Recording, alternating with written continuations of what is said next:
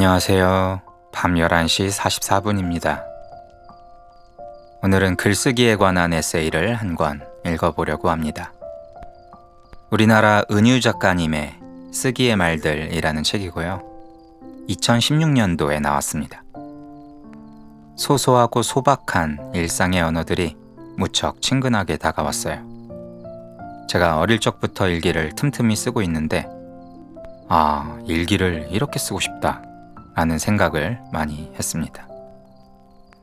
한 편 한 편이 아주 짤막하고 글이 간결해서 가벼운 마음으로 읽기에 참 좋았습니다. 책 크기도 아담하고 표지 컬러가 초록초록해서 마치 봄 소풍 가서 먹는 산뜻한 샐러드 같달까요? 묵직한 스테이크 같은 고전 명작들이 조금 부담스러울 때 한 번씩 먹으면 맛있습니다. 소화가 잘 됩니다. 바로 낭독을 해볼게요.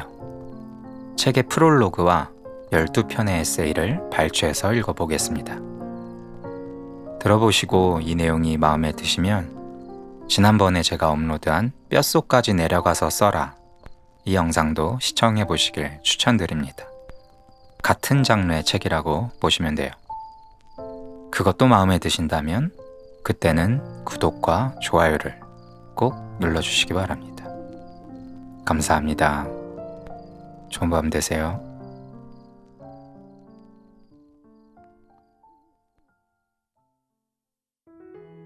쓰기의 말들 은유 프롤로그 나는 글쓰기를 독학으로 배웠다. 처음부터 쓴다는 목적을 가진 건 아니었다. 시작은 읽기였다. 그러니까 독학이 아니라 독서였다. 철학책이나 시집, 평론집에 주로 손이 갔다. 공통점이 있다. 한 페이지를 읽으면 한두 개씩 밑줄 긋고 싶은 황금 같은 문장이 나오는 책들이다. 그대 잃을 것은 쇠사슬 뿐이고 얻을 것은 세상이다. 만국의 노동자여 단결하라. 공산당 선언의 문장은 이상하게 가슴을 뜨겁게 달구었다. 그대가 사랑을 하면서 되돌아오는 사랑을 불러일으키지 못한다면, 다시 말해서 사랑으로서의 그대의 사랑이 되돌아오는 사랑을 생산하지 못한다면, 그대가 사랑하는 인간으로서의 그대의 생활 표현을 통해서 그대를 사랑받는 인간으로서 만들지 못한다면, 그대의 사랑은 무력한 것이요 하나의 불행이다. 마르크스가 25살에 쓴 경제학, 철학 수고 끄트머리에 숨어있는 이런 문장은 크나큰 매혹으로 다가왔다. 나의 생활 표현으로 나를 사랑받는 인간으로 만들라니. 이건 글과 삶의 일치를 추구하라는 요청이 아닌가. 그럴 수만 있다면 그러고 싶었다. 나는 마르크스를 혁명가나 철학자이기 전에 세상과 인간에 대한 통찰이 담긴 지적인 말들을 생산하는 문장가로 흠모했다. 최승자의 시집은 상대적이며 절대적인 감정의 백과사전이었다. 동의하지 않아도 봄은 온다 라는 식구로 매년 봄을 맞았고, 이상하지, 살아있다는 건 참 아슬아슬하게 아름다운 일이란다 라는 식구를 다이어리 첫 장에 써놓고 20대 발밑의 불안을 견뎠다. 상처받고 응시하고 꿈꾼다 라는 시인의 말은 야릇한 열망을 자아냈다. 감상주의에 치우쳐 쉽게 연민하고 쉽게 슬퍼했다. 우리가 그녀의 외침을 듣지 못하는 것은 우리가 듣고 싶어 하지 않는 귀를 가진 까닭이다. 같은 식구는 요즘에야 눈에 든다. 문학평론가 김현의 지적인 글은 감성과 이성의 균형을 잡아주었다. 좋은 문장은 제스처의 왕성함보다 감정의 절실함에서 나온다는 것. 삶의 구체성보다 전원의 추상성에 너무 매달리는 문장은 옳지 않다는 것을 배웠다.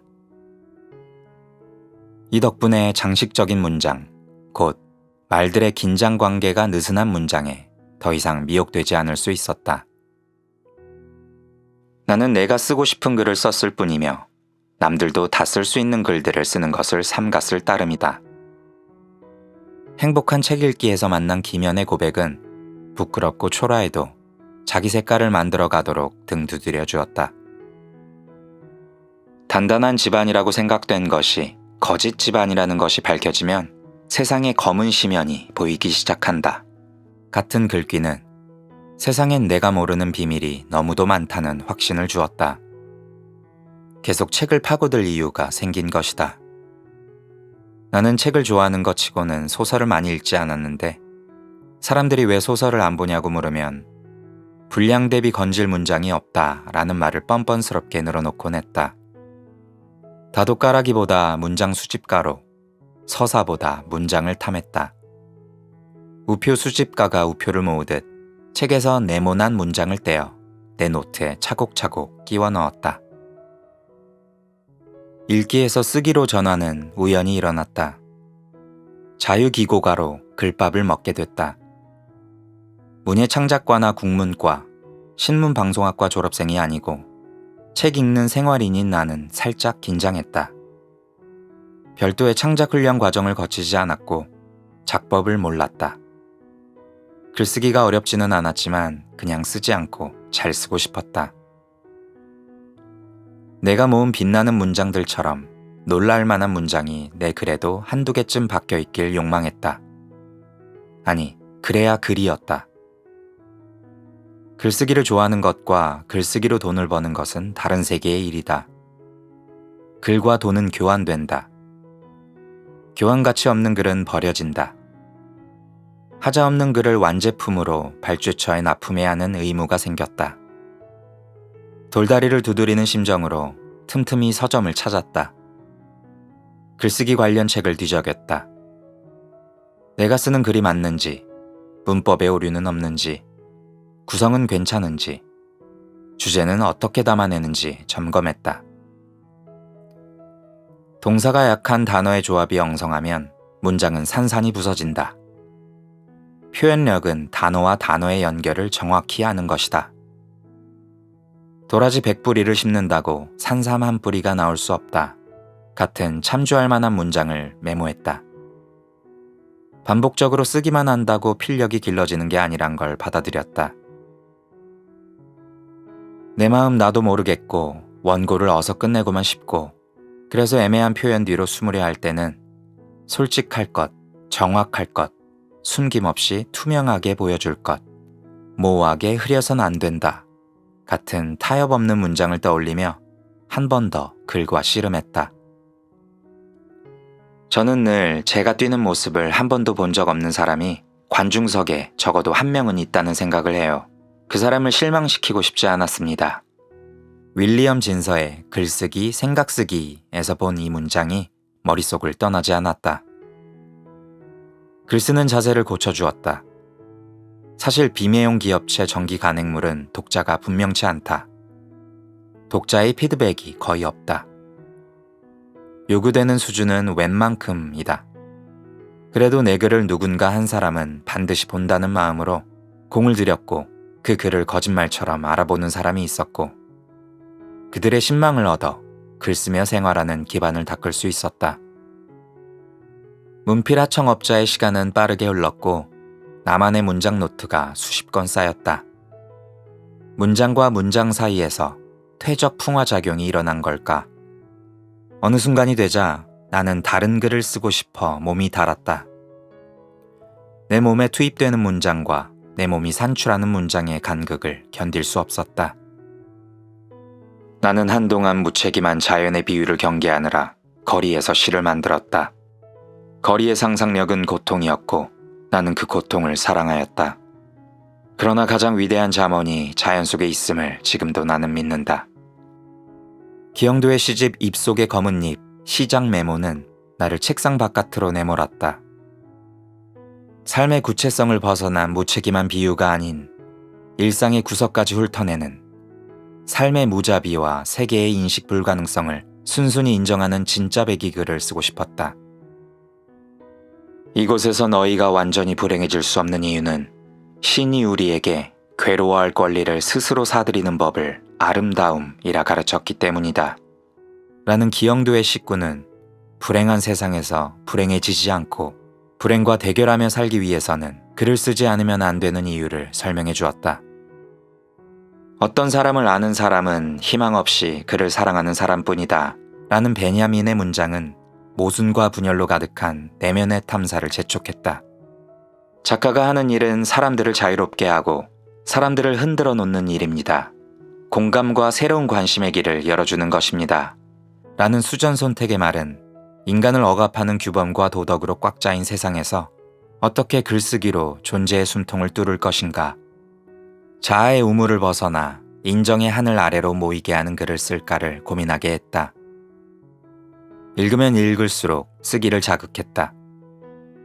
독서가 독학으로 무르익으며 내가 읽은 모든 문장이 쓰기의 말들로 다가온 것이다. 니체의 이야기를 해야겠다. 나의 문장 스승은 크게 둘로 나뉜다. 니체와 다른 작가들. 니체는 뜻도 모르고 읽었고 이해하지 못한 채로 빠져들었다. 얼마든지 그럴 수 있다. 다른 철학책과 달랐다. 논증이나 사변과는 거리가 멀고 문학작품과도 같이 암시와 은유적 서술, 생리학, 파격적 구문 등으로 생동하는 니체의 글에 도취된 나는 충동적으로 은유라는 필명을 지었다.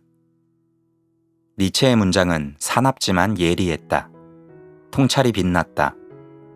힘든 노동을 좋아하고 신속하고 새롭고 낯선 것을 좋아하지만 너희들 모두는 너희 자신을 제대로 감당하지 못하고 있다. 너희들이 말하는 근면이라는 것도 자신을 잊고자 하는 도피책이자 의지에 불과하다. 라는 니체의 말에 속내를 들킨 듯 움찔했다. 니체는 도덕은 지금까지 삶을 가장 심하게 비방하는 것이었고 삶의 독을 섞는 것이었다 라고 일갈한다. 근면이 도피책이고 도덕이 독이라는 것이다. 나는 당황했다. 착한 딸, 좋은 엄마, 좋은 며느리의 도덕에 결박당해 시들어간 청춘. 스스로 부과한 도덕적 책무를 이고지고 사느라 삶을 사막으로 만들어버린 낙타 같은 날들이 스쳤다. 정확한 뜻과 맥락을 파악할 수는 없었지만 구절마다 니체는 도발했다. 갈피마다, 행간마다 섬세하면서도 격정적인 문체, 상징적인 잠언과 비유와 모순을 내포한 겹의 언어가 춤을 추고 있었다. 가치 전복의 말, 시대의 도덕이 아닌 네 본성에 충실하라는 생의 의지를 고양시키는 해방의 말, 폭포처럼 떨어지는 아포리즘은 그대로 시였다. 고뇌하는 모든 것은 살기를 원한다. 아, 이거였구나. 아이들 둘 키우고 지필 노동하면서 거기다가 공부 좀 해보겠다고 설치다 보니 등골이 휘는 나의 존재론적 뒤척임은 살기 위한 몸부림이었을까? 공손함이 아니라 거친 불경함이 지배하는 냉수처럼 정신 번쩍 들게 하는 사유와 문체에 나는 길들여졌다. 니체의 문장이 삶과 글의 기준이 되었다. 한 존재가 오롯이 드러나는 때로 거만하고 때로 익살스러운 때로 진지한 입체적인 글을 읽고 났더니 밋밋한 글은 성에 차지 않았다. 삶을 떠난 빈 글을 경계하게 되었다. 사실 니체가 없었더라면 독학으로서 글쓰기도 불가능했을 것이다. 나는 다양한 길과 방법으로 나의 진리에 이르렀다 라고 말한 니체는 행동하는 자만이 배우기 마련이다 라며 그러므로 모두가 가야 할 단 하나의 길이란 아예 존재하지 않는다 라고 단언했다. 자기만의 길을 가는 이는 누구와도 만나지 않는다 라는 니체의 말은 나는 너무 뒤처진 게 아닐까 비관하는 늦깎이 작가에게 자기만의 보폭으로 길을 가도록 자기만의 목소리를 찾아가는 글을 쓰도록 힘을 실어주었다. 니체의 문장이라는 연료를 넣은 덕분에 나의 글쓰기는 휘청일지언정 멈추지 않을 수 있었다. 쓴다는 것, 써야 한다는 생각이 없었더라면 내 삶은 아주 시시한 의미밖에 갖지 못했으리라는 것. 어쩌면 내 삶이라는 것도 존재하지 않았으리라는 것이라고 말하게 된 즈음이다. 난 글쓰기 수업을 시작했다. 강의한 작성에 공을 들였다. 아는 건 다 퍼준다는 원칙에 입각했다. 서너 페이지짜리 강의한 맨 마지막에는 오늘의 문장들을 제공했다. 건빵에 들어있는 별사탕처럼 그간 내가 글 쓸 때 도움받은 좋은 문장들을 보너스로 끼워 넣었다. 이런 문장이다. 하고 싶은 일에는 방법이 보이고 하기 싫은 일에는 핑계가 보인다. 이걸 읽어주면 학인들은 까르르 웃었다. 긴 말이 필요 없다. 과제를 꼭 하자는 뜻을 잘 알아챘다.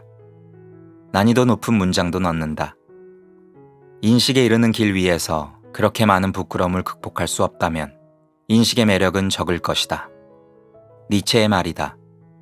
이걸 읽어주면 작은 탄성이 새어나왔다. 다음 시간에는 자기 글이 몹시도 초라하여 글쓰기를 포기하고 싶었는데 이 문장이 떠올라 부끄러움을 무릅쓰고 과제를 했다는 간증이 나오기도 했다. 문장의 힘이 무엇일까? 나는 문장 단위로 사고한 덕에 직관이 길러졌다. 내가 그랬듯이 다른 이들도 한 줄 문장에 즉각 반응했다. 참 신기했다.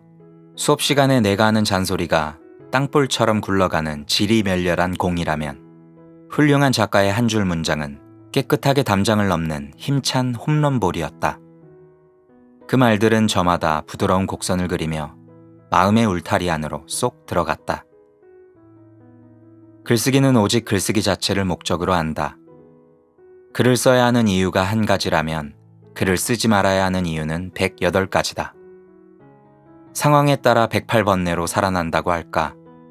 배고파서, 힘들어서, 졸려서, 바쁘니까, 막혀서, 우울해서, 약속 있어서, 막막해서, 하루 남았으니까.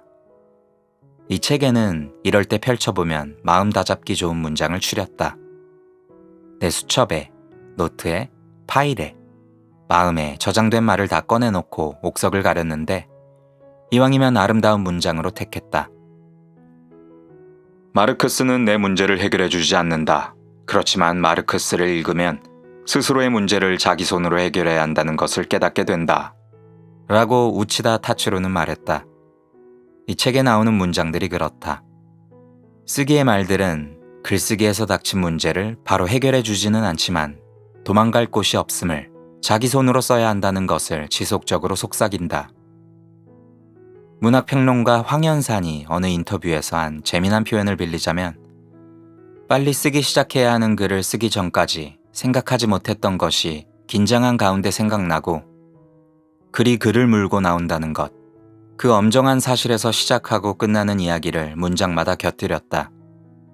108배처럼 곡진한 반복 진술이다. 쓰기의 문장들은 서로 충돌하는 내용을 담고 있기도 하다. 그러나 글쓰기가 막히는 상황을 돌파할 수 있는 저마다의 진실값을 갖고 있다고 나는 생각한다. 자고 나면 한 세계가 허물어지는 재난시대다. 세계를 지배하는 원리가 바뀌지 않는 한 재난의 일상화는 예고된 일처럼 보인다. 돌이켜보면 사회의 불의와 참상이 극에 달할 때 인간은 글을 쓰며 존엄을 지켰고 최고의 작품을 낳았다. 평범한 내 인생도 그랬다. 내 삶은 글에 비쳤다. 예고 없는 고통의 시간대를 글을 붙들고 통과했다. 크게 욕망한 것 없고 가진 것 없어도 글쓰기 덕에 내가 나로 사는데 부족이 없었다고 생각한다. 어느 학인은 지독히도 삶에 휘둘렸던 자기 체험을 글로 정리하고 나서 이렇게 말했다. 글을 쓴다는 것은 고통에 품위를 부여해주는 일이네요. 그 말이 뭉클했다. 조지 오웰이 바랐던 보통 사람들의 생래적 창조성과 품위가 발현되는 세상을 글쓰기가 돕는다고 믿고 싶어졌다. 모두가 글을 쓰고 싶어 하지만 누구나 글을 쓰지는 못한다. 인간을 부품화한 사회 현실에서 납작하게 눌린 개인은 글쓰기를 통한 존재의 펼침을 욕망한다. 그러나 쓰는 일은 간단치 않다. 글을 써야지 하면서 안 쓰고 안 쓰다 글을 안 쓰는 사람이 되어 수업에 왔다는 어느 학인의 자기소개서가 귓전을 울린다. 이 책이 그들의 존재 변신을 도울 수 있을까? 글을 안 쓰는 사람이 글을 쓰는 사람이 되는 기적. 자기 고통에 품위를 부여하는 글쓰기 독학자의 탄생을 기다린다. 쓰기의 말들이 글쓰기로 들어가는 여러 갈래의 진입로가 되어주길. 그리고 각자의 글이 출구가 되어주길 바라는 마음이다. 2016년 여름의 은유. 두 번째 이야기. 글쓰기를 수영에 비유하는 글을 읽었다. 수영을 못하는 나는 눈이 번쩍 뜨였다. 요점은 이랬다.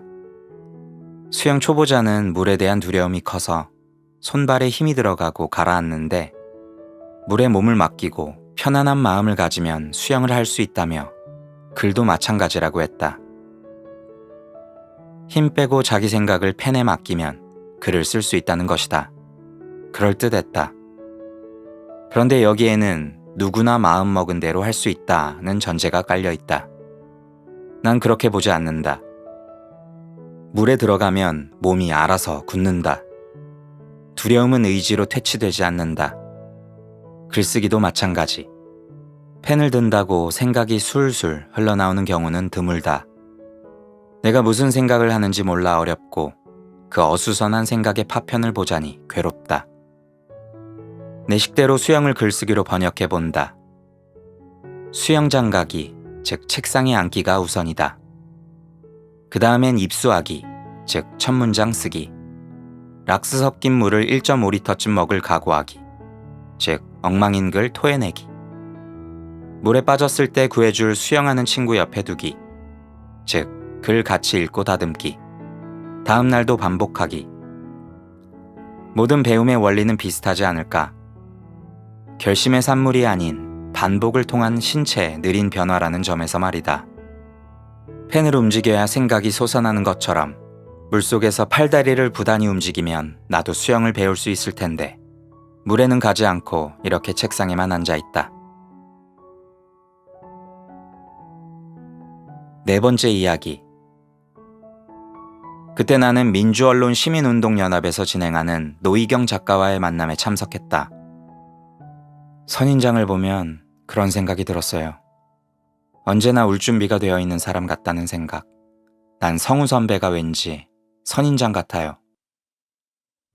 드라마 거짓말의 명대사를 줄줄 외우고 있었던 나는 우연히 정보를 입수하고 좋아하는 작가를 직접 보고 싶어 찾아갔다. 노희경의 이야기가 끝나자 사람들이 사인을 받기 위해 줄을 섰다. 나도 얼른 맨 끝에 섰다. 수첩에 받으려다가 충동적으로 가방에 있던 책을 꺼냈다.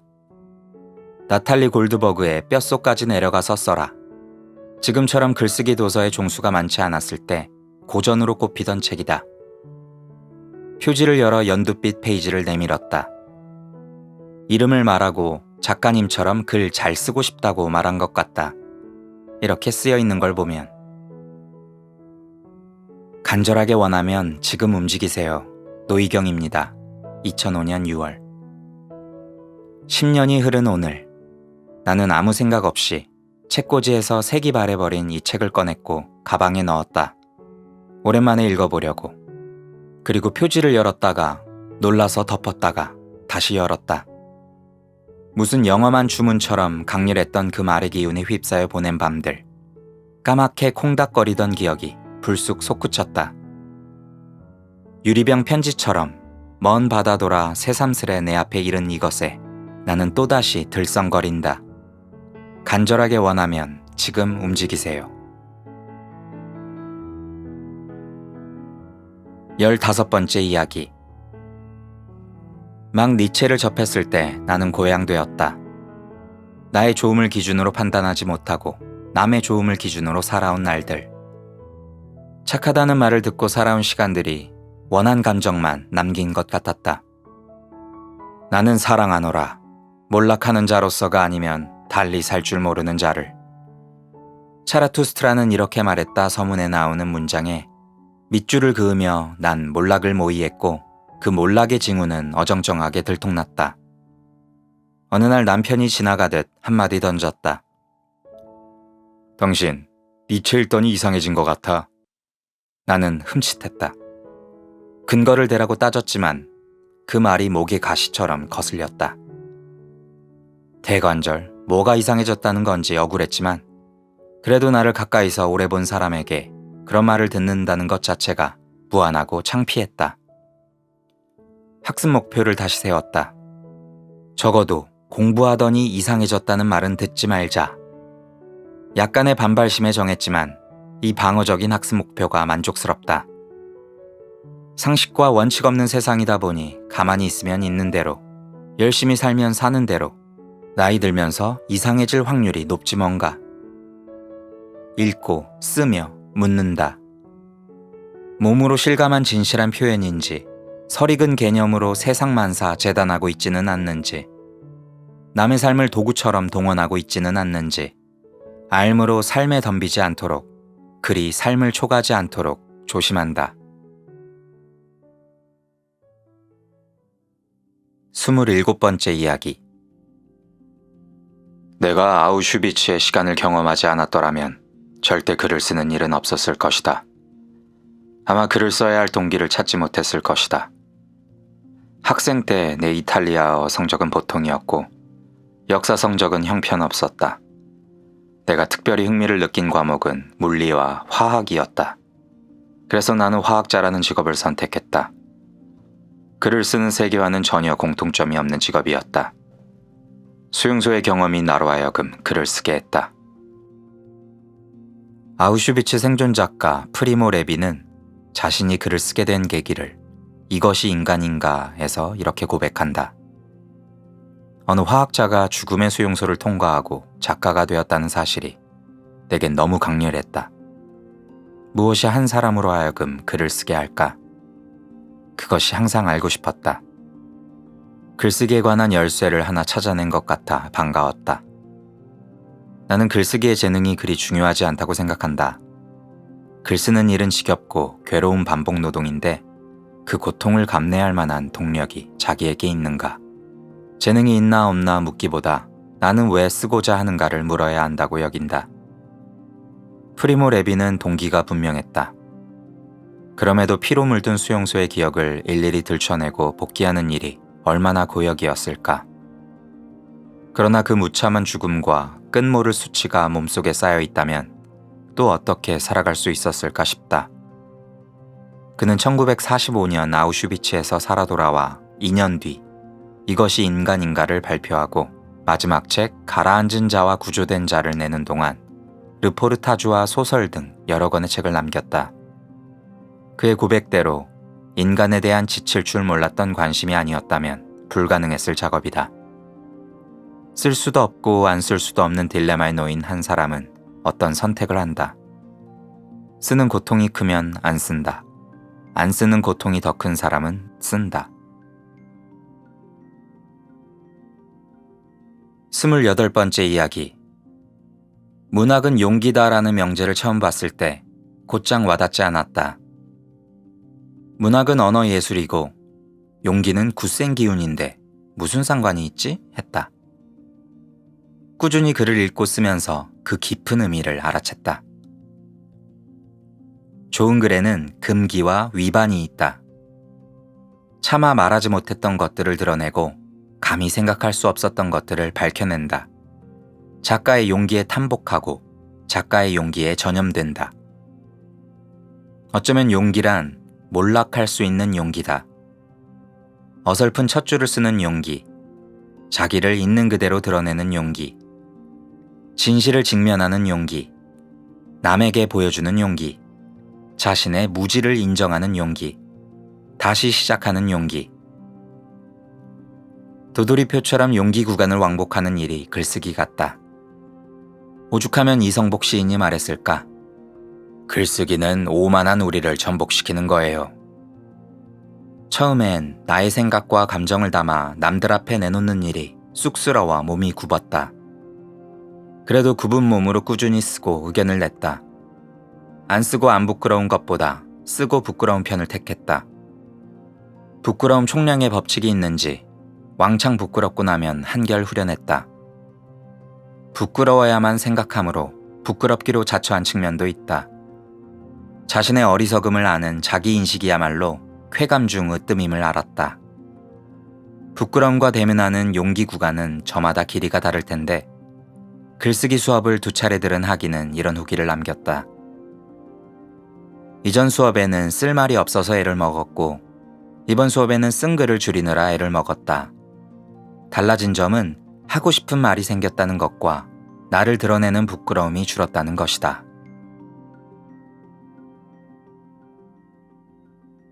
33번째 이야기. 어느 5월의 마지막 토요일, 비 그친 뒤 학인들과 야외 수업을 나갔다. 양화진 근처 100주년 기념교회 성지, 높은 언덕 위의 평원이다. 고향 같은 커다란 느티나무가 여러 그루 있어 그늘이 넓게 퍼지니 여럿이 모여 글 읽기 더 없다. 수업 교재는 권여궁의 마징가 계보학, 온갖 영화와 만화와 연예인 등 하위 문화 캐릭터와 등장인물을 내세워 가난한 유년 시절의 일상을 담은 시집이다. 시인은 밥상에서 접시가 날아다니는 폭력이 새긴 마음의 왜곡을 무겁지 않고 재치 있게 뽐낸다. 아니, 뽑아낸다. 좋은 책이 그러하듯 이 시집도 위안과 용기를 준다. 학인들은 이 책을 읽고 나면 나도 써보고 싶다며 의욕을 갖는다. 그날 야외 수업의 발표자 학인도 이 시집에 감흥해 긴 글을 써왔다. 우리는 돗자리에 무당벌레처럼 엎드려서 햇살을 등에 업고 글 낭독하는 소리에 빠져들었다. 두 아이의 성장기에 그어진 핏자국의 서사는 눈을 뗄 수 없게 만들었다.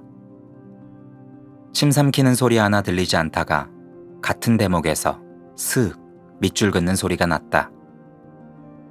모든 슬픔은 당신이 그것들에 관해 이야기를 할 수 있다면 견뎌질 수 있다. 나에게 일어난 일은 시차를 두고 누군가에게도 반드시 일어난다고 했던가.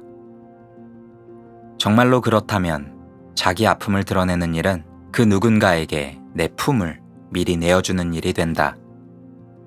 마징가 계보학을 읽고 그가 글을 썼듯이 그의 글을 읽고 또 누가 글을 쓰겠지. 몸을 어루만지는 5월의 햇살 같은 슬픔의 공동체를 상상한다. 42번째 이야기. 포항에서 월, 화 이틀을 보내고 돌아오는 길. 기차에서 최승자의 시집을 폈다. 언제 넣어둔 건지 마른 낙엽이 툭 떨어졌다. 책장을 넘기자 시편들에서 포항, 구릉포 같은 지명이 굴러나온다. 이게 무슨 우연인가 갸웃거리다 퍼뜩 떠올랐다. 그렇다. 시인이 정신분열증으로 유배된 도시가 포항이었다. 포항. 그 포항. 포항에 병문안 가야 하는 거 아니니? 2010년 어느 날 밤 조선일보에 최승자 시인 인터뷰 기사가 나온 걸 본 친구가 전화에 다급한 목소리로 말했다. 기사에는 키 149cm, 체중 34kg으로 작은 몸, 책갈피에서 얇아진 낙엽 같은 시인이 들어있었다. 시인의 눈빛과 정신은 여전히 형형했다. 가령 당신은 어쩌다 폐인처럼 됐느냐는 기자의 질문에 이렇게 말한다. 문학은 슬픔의 축적이지 즐거움의 축적은 아니거든요. 세상이 따뜻하고 정상적으로 보이면 시를 못 쓰게 되지요. 그건 보통 사람의 세상으로 들어가는 것이니까요. 시인의 이 말을 한동안 품고 살았다. 타락한 세상에 진저리 칠 때마다, 그런 세상에 별일 없이 사는 나를 볼 때마다 한탄하지 아니하고 써내려갈 이유를 얻었다. 시인의 눈으로 세상을 더듬어 보았다. 다른 무엇이 보일까 두리번거렸다. 그리고 몇 년 후 포항에 닿은 나는 포항 바다는 왜 서해처럼 잿빛에 이토록 쓸쓸한가 의심만 했다.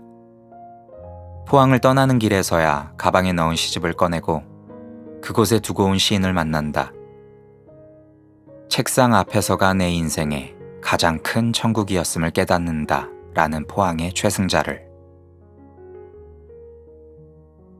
73번째 이야기. 제 인생에 대해서 가치관이나 신념이 확고한 사람도 아니고요. 상황에 따라서 손바닥 뒤집듯이 뒤집히는 사람이에요. 딱 말을 하기가 어렵죠. 1분 후에 바뀔 수도 있으니까. 네, 저는 이렇게 바뀌는 사람이에요. 잡지 GQ에 나온 가수 아이유의 인터뷰 기사다. 나는 바뀌는 사람이라는 선언에서 단단한 내공이 느껴졌다. 한결같은 사람이 되고 싶다고 말하지 않아서 눈길이 간다. 도덕 강박은 매력 없지 않은가? 있는 그대로를 인정하기는 미화하거나 비하하기보다 어려운 일이기도 하다. 불안정한 나, 예측 불가능한 나. 그런 내게 일어난 일을 글로 쓰려면 누구나 고민에 빠진다. 여러 갈래의 마음이 다투고 이때의 나와 저때의 나는 다르거늘 글로 쓰면 한 가지 상태로 고정되니 쓰기에 애매하고 쓰고도 찝찝하다. 사교육에 휘둘리지 말아야 한다고 결심하지만 학원을 안 보내면 도태되지 않을까 날마다 불안하다. 프랜차이즈 카페에 덜 가야지 하면서도 기한 내 쿠폰을 채워야 주는 한정판 다이어리는 탐낸다. 다행인지 불행인지 사는 모습은 크게 다르지 않다. 그나마 글로 쓰지 않는다면 우리는 자신의 변덕스러움, 나약함, 얄팍함, 불확실성을 어디서 확인할까? 이토록 오락가락하면서 과연 어디로 가는지 궤적을 어떻게 그려볼까? 흔들리지 않는 게 아니라 흔들리는 상태를 인식하는 것, 글이 주는 선물 같다. 83번째 이야기. 글 잘 쓰는 법이 뭐냐고 밑도 끝도 없이 물어보는 사람을 어딜 가나 꼭 만난다. 거기다가 대고 글쓰기는 글쓰기를 통해서만 배울 수 있습니다.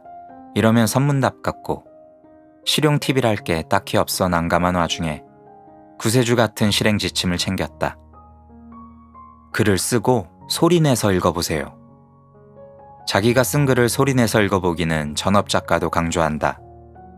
움베르트 에코는 같은 페이지를 수십 번 쓰고 때때로 쓴 문장들을 소리내어 읽어보는 걸 좋아한다고 창작 비법을 밝혔다.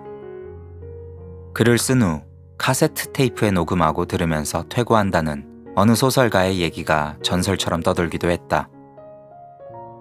폴 오스터는 이런 말을 남겼다. 훌륭한 산문 작가는 어느 정도는 시인이 되어 언제나 자기가 쓰는 글의 소리를 들어야 한다.